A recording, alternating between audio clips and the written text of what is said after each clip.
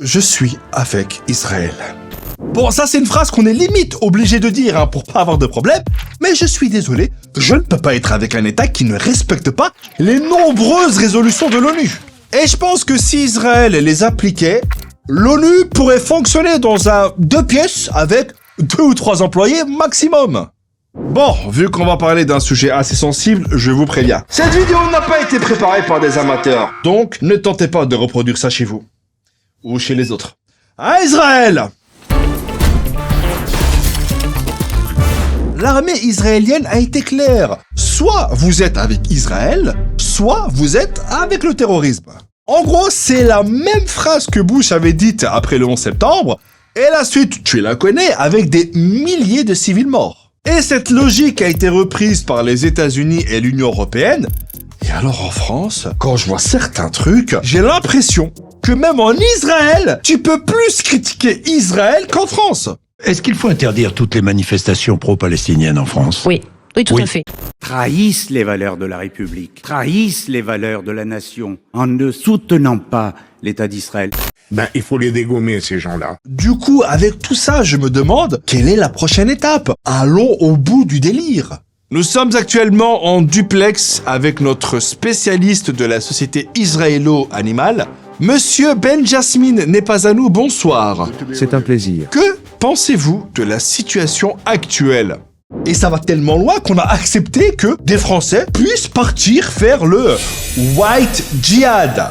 À l'aéroport de Paris-Charles de Gaulle, les réservistes sont prioritaires sur les vols à destination d'Israël. À seulement 20 ans, David appréhende un peu son départ. Et si la Palestine se fait voler ses terres et que les Palestiniens se font tuer chaque année dans le plus grand des calmes, c'est justement parce qu'Israël possède l'une des armées les plus puissantes du monde et reçoit un énorme soutien militaire, économique et politique.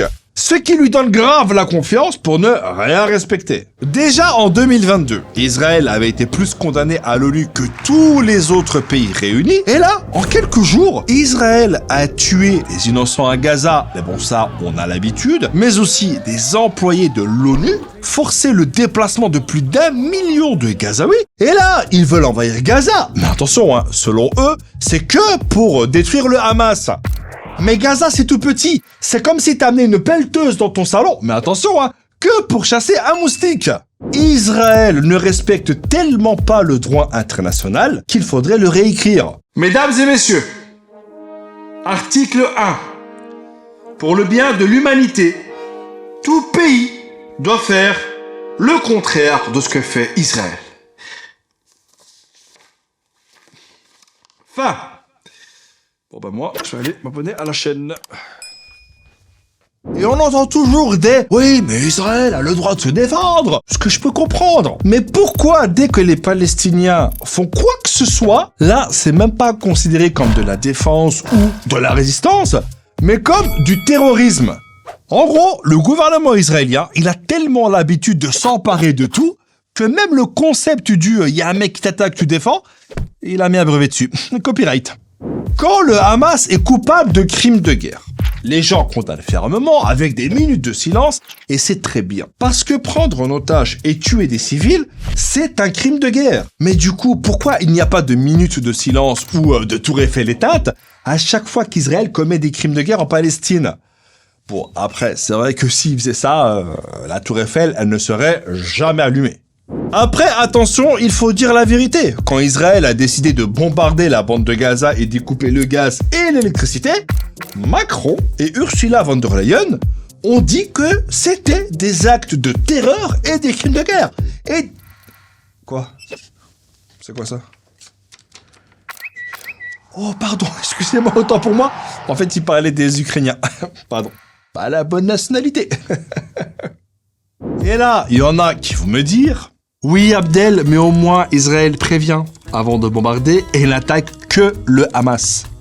Ah d'accord, du coup, les journalistes, les femmes et même les bébés, ce sont en fait des agents du Hamas déguisés.